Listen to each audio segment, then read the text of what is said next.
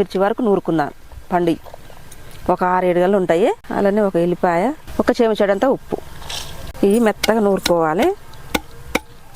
ఇగో పండు మిరపకాయలు ఇట్లా కచ్చపెచ్చ నూరుకున్నాక ఎల్లిపాయ, పండుమిర్చి, ఉల్లిపాయ గడ్డ ఒకటి, ఇంకో పెద్ద ఉల్లిపాయ కూడా ఇట్లా కచ్చపెచ్చ దంచుకున్నాక కోసి పెట్టుకున్నాం 3-4 టమాటాలు కూడా ఇలానే వేసుకొని ఇవి కూడా కచ్చపెచ్చ దంచుకోవాలి. అసలు అత్తమ్మ చాలా సింపుల్గా ఉంది పచ్చడి అయితే. ఇంకో ఇట్లా మంచిగా కచ్చపెచ్చ నూరుకోవాలి సరస్వతి. నాకు మండి బిర్యానీ గుర్తొస్తుంది అత్తమ్మ పచ్చడి చూస్తే, ఎందుకంటే సైడ్ ఇచ్చే పచ్చడి ఒకటి ఇట్లనే ఉంటది.